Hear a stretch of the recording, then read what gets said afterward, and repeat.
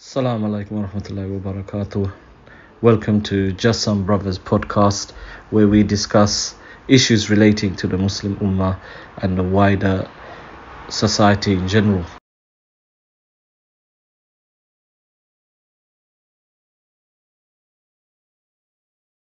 So, you would have seen something interesting in the last maybe a month or less.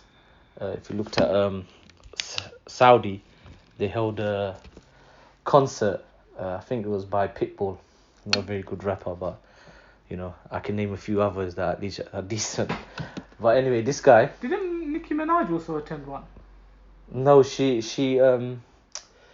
went away last minute because of she women's cancelled? rights. Yeah, she Oh. cancelled because of I think it Yeah, was. Saudi been in quite a lot of those. Yeah, I think now recently, the murdered. Jamal Khashoggi. Yeah, his fiance or she's come to Justin Bieber and said, look, because of human rights issue, you should not go and whatnot. Anyway, what I was saying, so like, look, Pitbull, he had this concert, yeah, and it's in Saudi Arabia, and 750,000, according to articles, people, Saudis, attended to this hip hop concert. And we know what hip hop.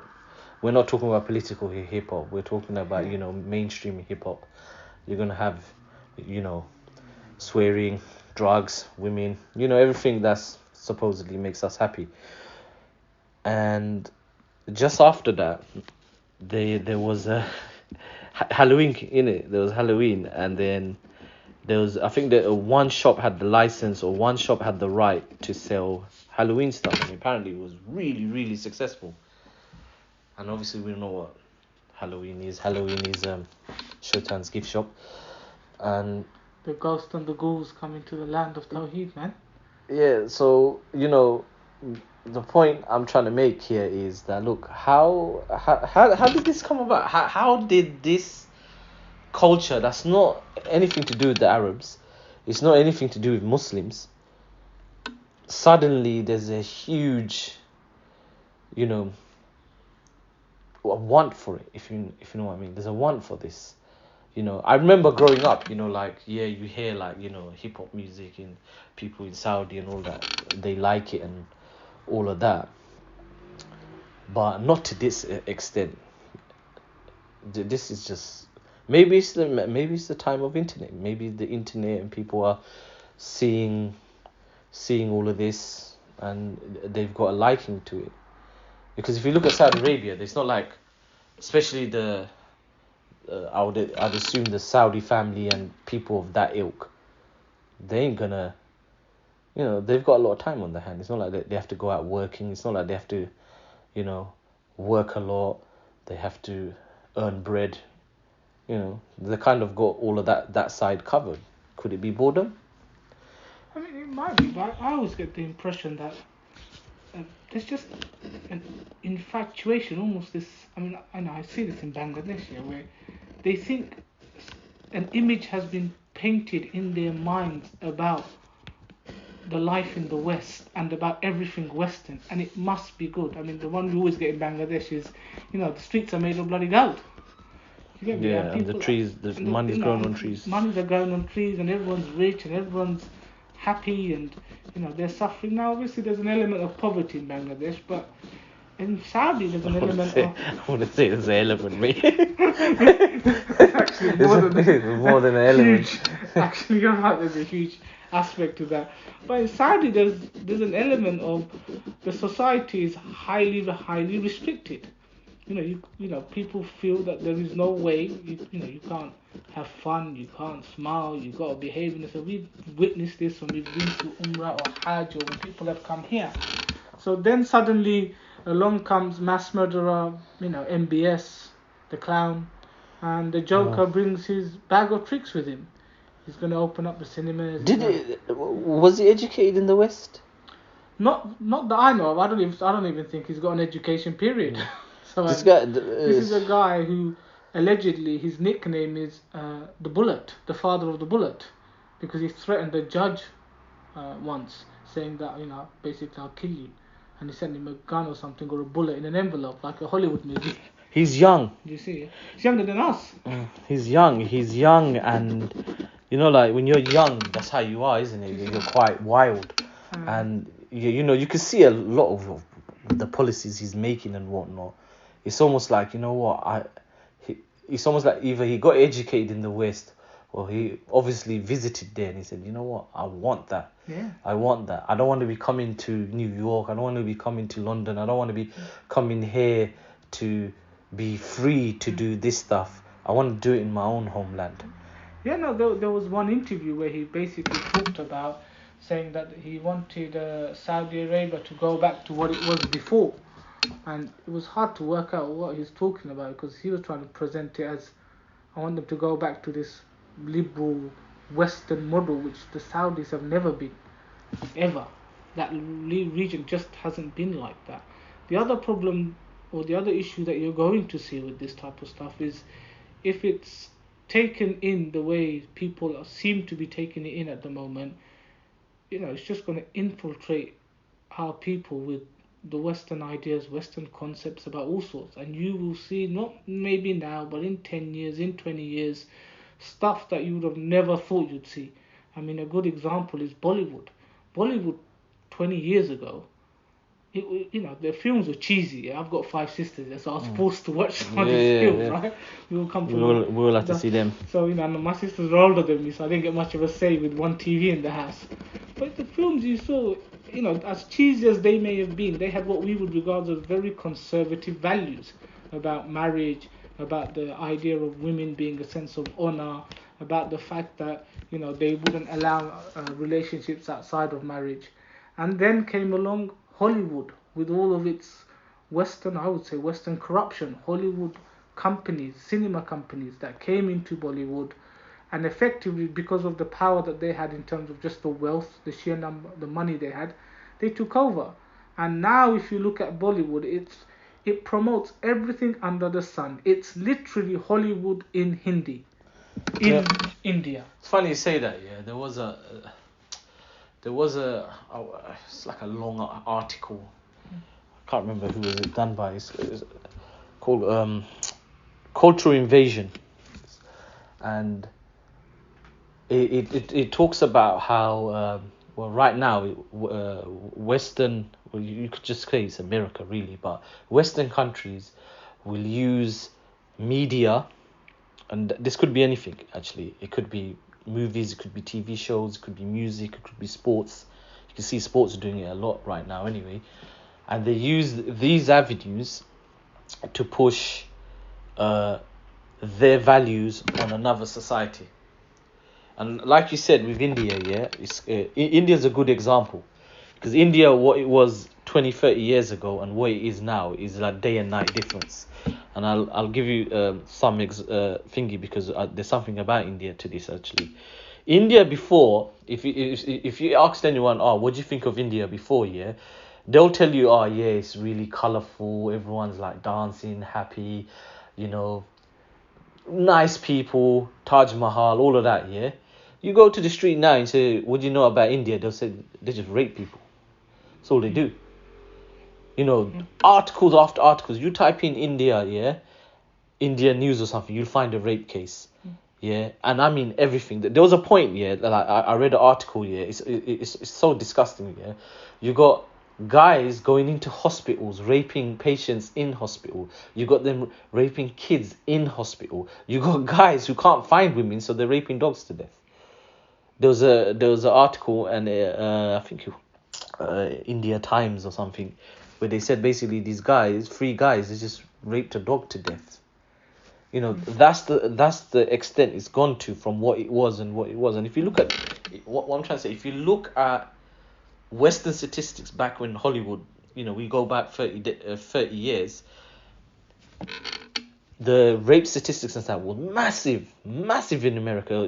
Even to this day is, but I'm saying back then it was from ones that have been reported, it was almost like a rape a minute. Statistically, it was almost like a rape a minute. And if you look at the movies that are now, So when Hollywood started pushing itself over there, what kind of movies it started? It started the dancing. The dancing is skimpy dresses, like you said, different storylines and things like that. Yeah, I'll give him that. There was a few years ago where I remember reading an article about some uproar in India about an Indian film. Shah Rukh Khan, I forgot the film's name now. Shah Rukh Khan and some other people in it, and basically it was about how one of the lead characters, Shah Rukh Khan, he was having an affair with another man's wife, who was one of the lead actresses, and at the end of the film, their relationships fall apart, but them two get together, and the people who were criticizing the film were saying it's promoting extramarital affairs. It's saying it's okay. It's promoting this idea. Those types of films would never be made in India before. You would not get a film like that. No way. Not only would you not, historically, Indian films did not produce scenes like the male and the female kissing or anything like that. Now you get that type of stuff. You get them sleeping effectively. It's slowly heading towards the way exactly Hollywood does it. I mean, you wouldn't even get superhero films before. In India, you didn't have superhero films with superpowers. Now you get that because those things didn't exist for them. And the problem that we will have, especially as Muslims, especially in Saudi Arabia, is at the moment it might be all innocent. It's not.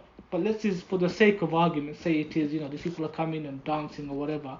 But the younger generations pick up these trends, pick up these ideas, pick up these ideas that tell them it's acceptable. It's okay if a man and a woman are going out. So what? It's not a problem. You get me? And a film is an easy way to do it because you've always got deniability. You can always say it's just a film. It's just a film. It's just a film. Would you say a broken society helps?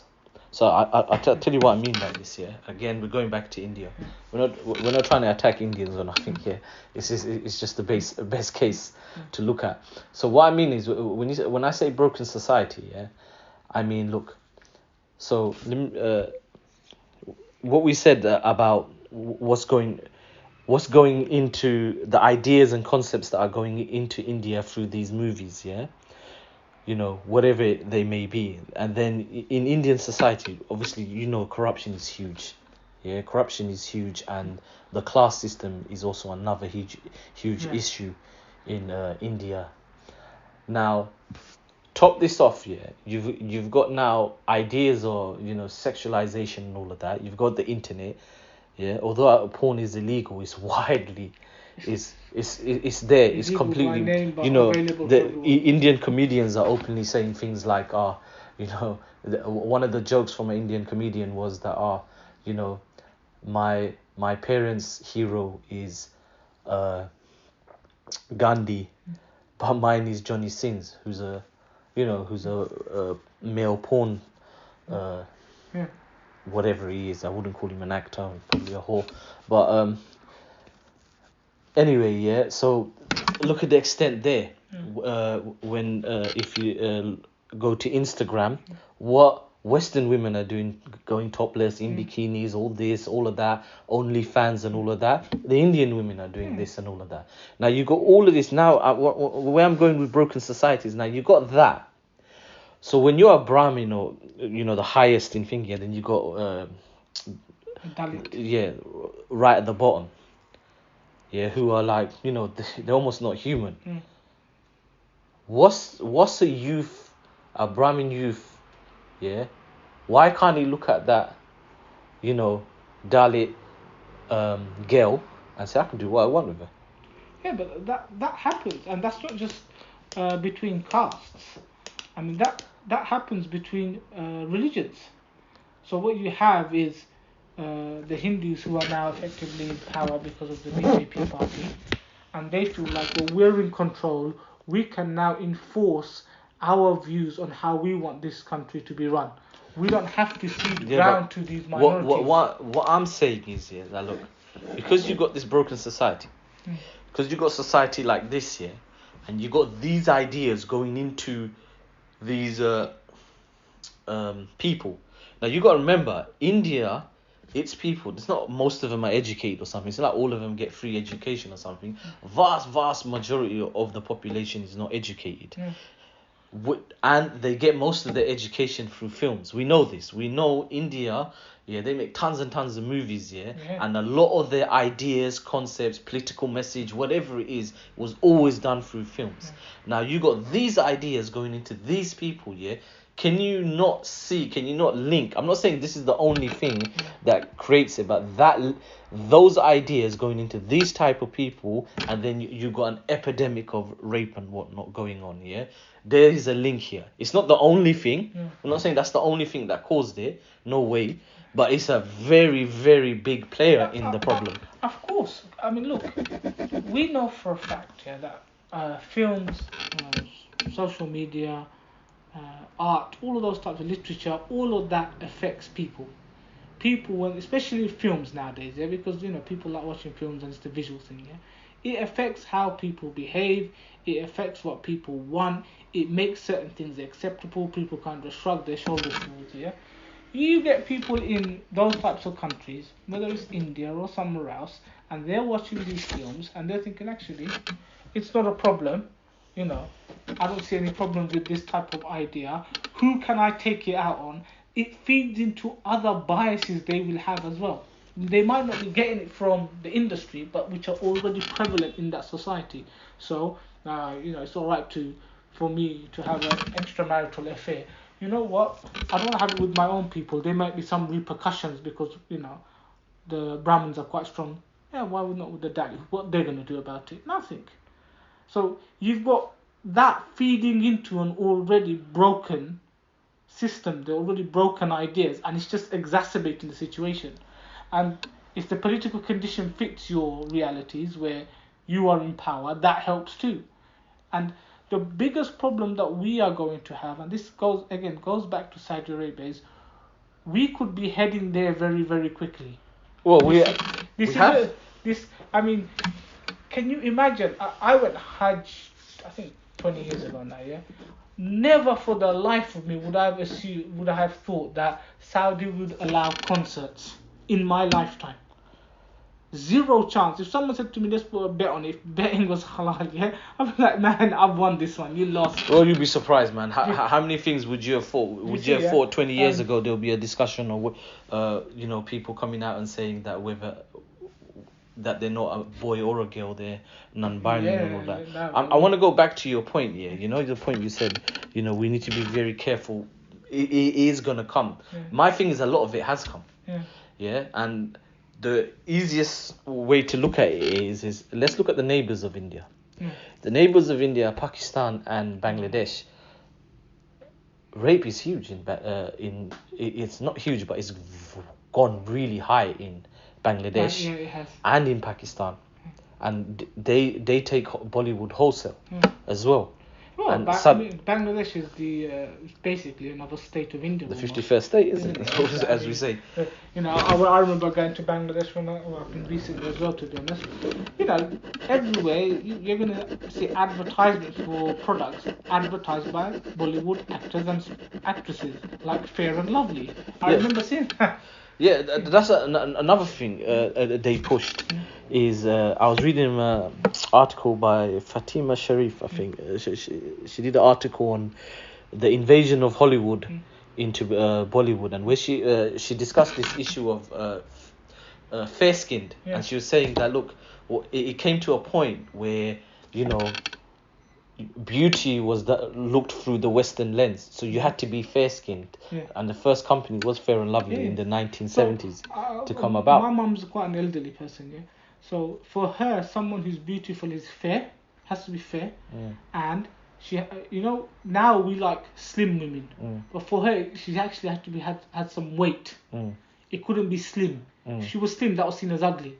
Now that's changed in the sense of, yes, they're still fair. That's been enforced, and that's been regurgitated again and again. Well, that's been there from the 60s. But now they have to be slim, and so you've got epidemics pretty much everywhere. Really, you have women trying to become sizes that just unrealistic, and it's having mental health problems, Put aside even just the physical problems, the mental health breakdowns and these types of things. But again, it's fed by, if you just look at Hollywood, if you even look at Bollywood now, it's fed by that. Every woman on there, or almost the lead actor, always are slim, always are fair. You don't get a woman of color, and that's one of the criticism lots of people have made, even of Hollywood, that you don't play people of color. You keep playing just white people who are trimmed down to such a size that's unrealistic for everybody else. Again, setting the agenda of what beauty is. Telling everyone this is beauty, and if you don't look like that, you're not beautiful. Guys then growing up, whether in India, whether in Saudi, whether in Bangladesh, adopt that, thinking that's beautiful. It's so unrealistic that when they do get into a relationship, it doesn't survive. Simply because why? You are expecting something from a woman that it's just unrealistic. It ain't gonna happen. And then you have these mad cases, isn't it? You have these cases where the boys will go. Some of them they will get married based on what she looks like and whatnot, and then on the wedding night when she goes and takes her makeup off, it's like it's a whole different person and whatnot. And there's been divorces like this. Yeah. One guy even tried to sue his wife for I remember reading about that. 20,000. I think it was 20,000 because the amount of money he spent to marry her and whatnot. And he goes, look, you're a whole nother person and whatnot. But what the makeup industry is huge. But why is it that everyone feels that you have to be fair? Fair is seen as beauty. The point is these things are being pushed heavily. This is what beauty is. This is what good is. These are the right things to do. And it's pushed by not just the media industry, but the media industry, because people are interested in that. Wholesale. I think one of the ways you can see that governments are actually involved in this, and I want to go back. I have got an article here that talks about certain parts. So I'll read it out in a second. But I want to go back a bit, So if we look right now in the West, we live here in the West. The biggest push is homosexuality, transgender, LGBTQ plus A B C D hyphen whatever. So you got all of them. So this is being heavily pushed. And you can see it in movies. You've seen, I haven't seen, but I've heard of Brokedown Mountain. And you mean Brokeback Mountain? Yeah, sorry, Brokeback Mountain. I now pronounce you Chuck and Larry and all of that. Now, do you remember when Obama? I can't remember which African country it was. Maybe it was Kenya, because that's where his thing is, isn't it? Was it Kenya or Ethiopia? He went there and he basically said that, look, if you do not allow rights to homosexuality and accept homosexuality, then we're going to cut aid. We're going to cut a certain amount of aid that we give to you if you don't. Almost like, you know what I'm saying? It's almost like, look, if you don't accept this, blackmailing them. So you don't do it, you're going to get. Then we're gonna cut your aid, and this is what Barack Obama did. So you can see. So they pushed it first with their movies, they pushed it with their TV shows, they pushed it with music and all the other crap, and I got to hand it out to the the Africans. They held on and they said, no, we ain't gonna accept this. We ain't gonna accept this for nothing. And then they tried to force them with this. Yes, but speaking about that, only recently in the last couple of days, Lewis Hamilton's done the same. F1 is currently sports entertainment is currently in Saudi. They're having the Grand Prix, the F1 one, and Lewis Hamilton is on record saying that he wants the law to change in Saudi Arabia, where it's more welcoming of LGBT, etc., etc. Now, don't get me wrong, I don't think MBS really cares. He's probably thinking, I don't mind doing that, but whether I can get away with it is a different issue. You see, but even that, a sport, you're going to race a car effectively, F1 car. He's telling the Saudi regime and the Saudi government, the people, this is how I want to be. Our values are superior, and effectively, I'm driving in your country. I want it like this. And he's a nobody. He's a sportsman. Yeah, he's a sportsman, but he won't talk about China because they sponsor him. He won't talk about other sponsors that are doing all sorts of human rights abuses. But he won't talk about the entertainment that comes, whether it's sports, whether it's media, they all have the same agenda, which is they come with values. They don't just come as this is the sport. Remember when WWE or whatever it's called, WWF went to Saudi Arabia? Same thing. They come with their values. They come with, we are going to show as much of our body as we want, that we are accustomed to in our country. We don't care, you don't like it. And They do it unashamedly. It was almost like they did like it a lot that was in there. They do it unashamedly. And the danger, like I said, for us is, look, man, we're elder guys, the elder people. We might get away with it, yeah. But we will talk about in terms of exporting. If we had a Muslim country, if we had a Muslim state. So, but I just want to, I just want to read this to you. Yeah? Get me your thoughts on this. Yeah. It says here, the U.S. Pentagon and CIA role. It is a matter of public record that the U.S. Pentagon has had an entertainment liaison office since 1948. Through U.S. Freedom of Information Act, files show that between 1911 and 2017, so it's almost 100 years almost, more than 800 feature films received support from the U.S. government Department of Defense. These included blockbuster franchises such as Transformers, Iron Man, and The Terminator. On television, over 1,100 titles received Pentagon backing, 900 of them since 2005. So you can see here, the governments are just as... You can see how important it is. Yeah. It's not like just like, this is harmless, you lot are doing some conspiracy theory or something like that, yeah? The government actively makes sure, that particular ideas go into these films, and they will fund it, they will do what they need to do with it, and they want these particular things to be exported. So right now, as a future Muslim state, as a future Islamic state here, one of the things that definitely needs to be looked at, because it's a hidden weapon.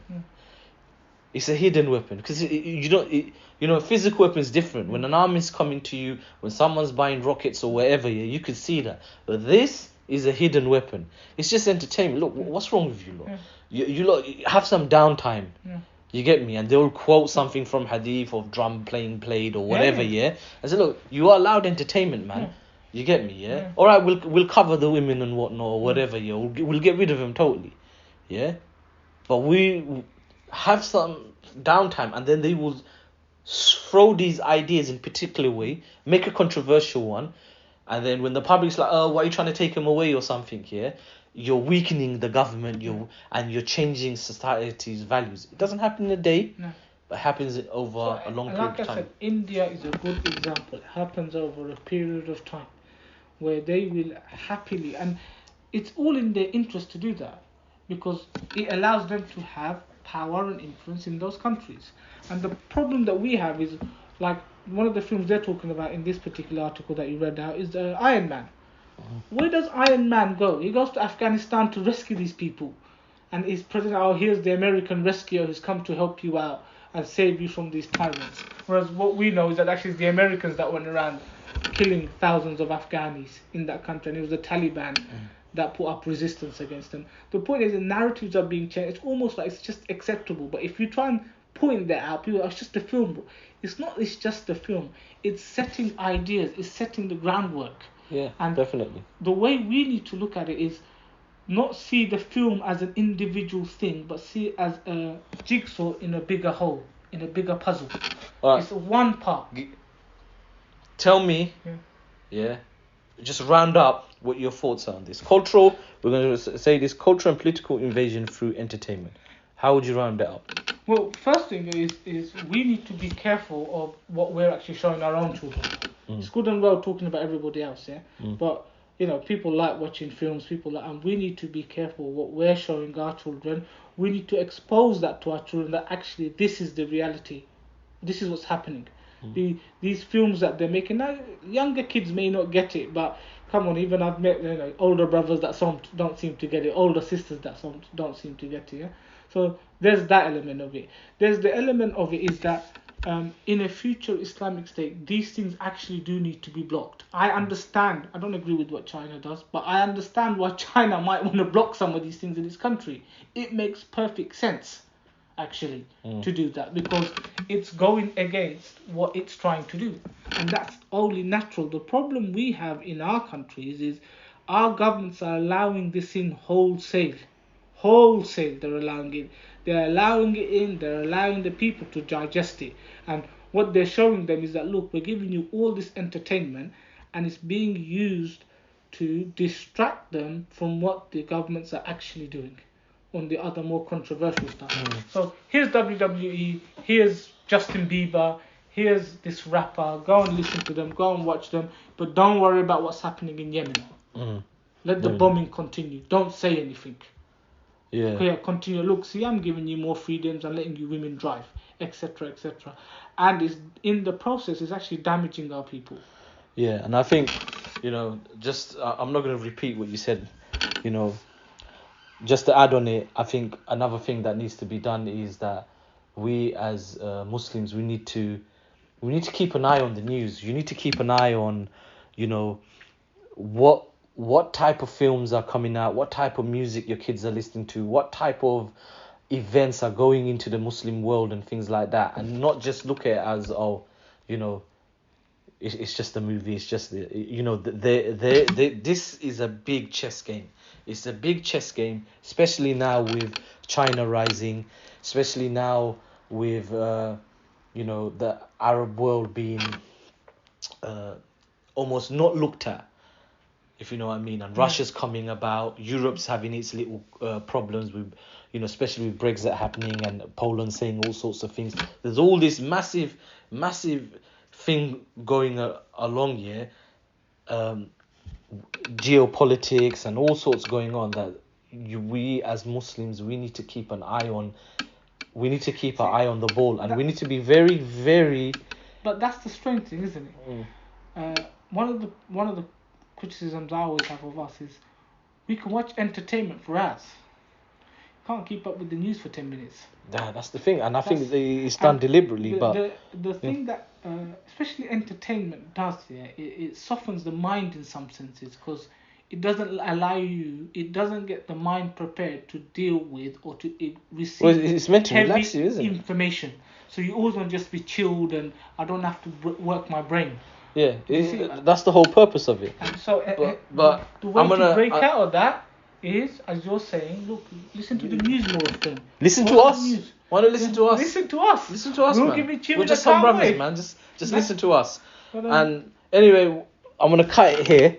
Yeah, So hopefully you got what we're trying to say. Political and cultural invasion isn't just through armies and bombs and all of that. It is through other means, and as we discussed, it's through entertainment, be that music, be that hip hop, be that sports, football, you name it. These things, these ideas, concepts of freedom, concepts of homosexuality, concepts of nation state, nationalism, these things that are not alien to Islam, alien to us, are pushed through these means. If you did like our podcast, please do subscribe, share, comment, and we'll be doing, hopefully, inshallah, we'll be doing loads of other things. We'll have more podcasts. We'll be looking at articles and how the Muslims should look at particular events, stories, and what we should do if we want to see a real Muslim state, a real Islamic state. And inshallah, you'll come and join us in the next one. Assalamu alaikum wa rahmatullahi wa barakatuh. Brothers and sisters, we'll see you on the next episode, inshallah.